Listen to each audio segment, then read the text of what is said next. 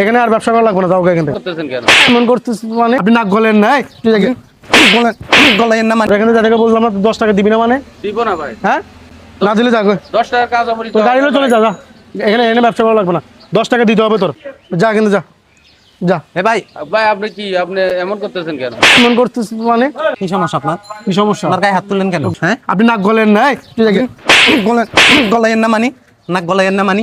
এই বিবেক বুদ্ধি বলতে কিছু আছে? ক্ষুদ্র ব্যবসায়ীর সাথে কেন গায়ে হাত তুলি তুই? ওরে বলতেছ ব্যানগাড়ি নিয়ে বাইরে যেতে কেন রে? হ্যাঁ, ও কয় টাকা বিক্রি করে পারস তো এদের সাথে? এরা ক্ষুদ্র ব্যবসায়ী, এদের সাথে যোগ দেখাস। তোরা জায়গা মতন যায় কথা বলতে পারস না? যারা দাম বাড়াচ্ছে, হ্যাঁ সিন্ডিকেট কি ওরা করে?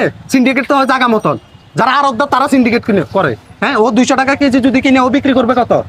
কত বিক্রি করবে? আর ও তোরা 10 টাকার কাঁচামরিচ কেমনে দিবে? হ্যাঁ, 10 টাকার কেমনে দিবে? 200 টাকা যদি কেজি হয়, ও 10 টাকার কাঁচামরিচ করতে গিয়ে তোর ভিতরে শিক্ষা দীক্ষা নাই, বিবেক বুদ্ধি বলতে কিছু নাই। ও সারাদিন ব্যানগাড়ি টানি কয় টাকা বিক্রি করে? কয় টাকা বিক্রি করে? তুই জোর গায়ে হাত তুললি? তোরা পারস কি নিরপরাধ মানুষের উপরে প্রভাব দেখাইতে নাকি? তোরা জায়গা মতন যাই কথা বলতে পারস না কেন? ওদের সাথেই পারবি, ওদের সাথে বললে তো তোদেরকে দেখে নিবে। জায়গা মতন যাই কর, কথাটা জায়গা মতন যাই বল, তখন না বুঝবি কত নামে কত চাল। আমরা সাধারণ জনগণ এমনি, ওই পারেই দুর্বলের সাথে প্রভাব দেখাইতে। হ্যাঁ, যারা শক্তিশালী তাদের সাথে তো কথা বলতে পারি না। ও বাড়তি দিয়ে কিনছে, বাড়তি দিয়ে বিক্রি করতেছে। সারাদিন ব্যানগাড়ি টানি ও কয় টাকা বিক্রি করতেছে? কয় টাকা কামাই ও? তুই যে ওর গায়ে হাত তুলি ফেললি টাস করি, তোর যদি না পোষাইতে তুই চলে যেতি, নেওয়ার দরকার নাই তো। ও কি তোর জোর করে দিচ্ছে? তুই 80-10 টাকার কাঁচামরিচ খুঁজতেছস কেন?